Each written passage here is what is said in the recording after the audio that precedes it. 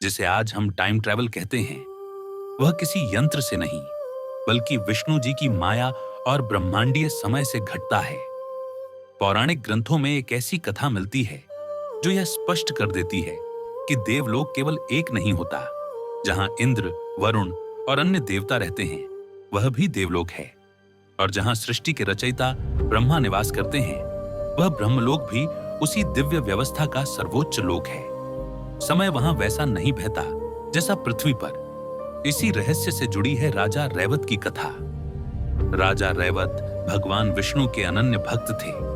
वे शास्त्रों में लिखे विष्णु तत्व को मानते तो थे, पर उनके मन में एक गूढ़ प्रश्न उठता रहता था। क्या भगवान विष्णु वास्तव में साक्षात कहीं अस्तित्व रखते हैं, या वे केवल मानव विश्वास की एक दिव्य कल्पना है?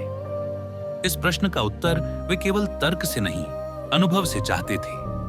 इसी खोज में वे अपनी पुत्री रेवती को साथ लेकर ब्रह्मलोक पहुंचे, क्योंकि वही लोक समस्त देवताओं और समय के रहस्य का केंद्र था। वहां ब्रह्मा जी एक दिव्य संगीत सभा में लीन थे। राजा और रेवती एक ओर खड़े होकर प्रतीक्षा करने लगे। उन्हें लगा कि कुछ ही क्षण बीते होंगे, शायद कुछ मिनट। संगीत समाप्त होने पर राजा ने ब्रह्मा जी को प्रणाम किया और विष्णु तत्व पर अपनी शंका रखी। साथ ही उन्होंने अपनी पुत्री के लिए योग्य वर का प्रश्न भी किया।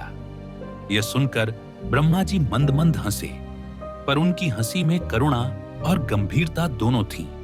उन्होंने कहा, हे राजन, जिन क्षणों को तुमने यहां प्रतीक्षा में बिताया है, उन्हीं में पृथ्वी पर कई युग बीत चुके हैं। तुम्हारा राज्य, तुम्हारी प्रजा और तुम्हारा वंश सब समय में विलीन हो चुका है। राजा रैवत स्तब्ध रह गए।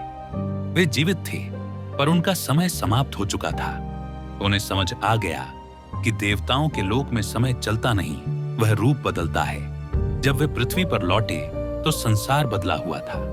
मनुष्य छोटे कद के हो चुके थे, सभ्यता नई थी। तभी उनकी भेंट भगवान विष्णु के अवतार श्री कृष्ण के भ्राता बलराम से हुई। उस क्षण राजा को अपने प्रश्न का उत्तर मिल गया। विष्णु केवल हैं ही नहीं, बल्कि वे हर युग में किसी न किसी रूप में समय को स्वयं धारण करते हैं। यह कथा सिद्ध करती है कि देवलोक, ब्रह्मलोक और पृथ्वी तीनों एक ही समय रेखा पर नहीं चलते, और जिसे आज हम टाइम ट्रैवल कहते हैं, वह वास्तव में विष्णु माया का एक सूक्ष्म अनुभव मात्र है।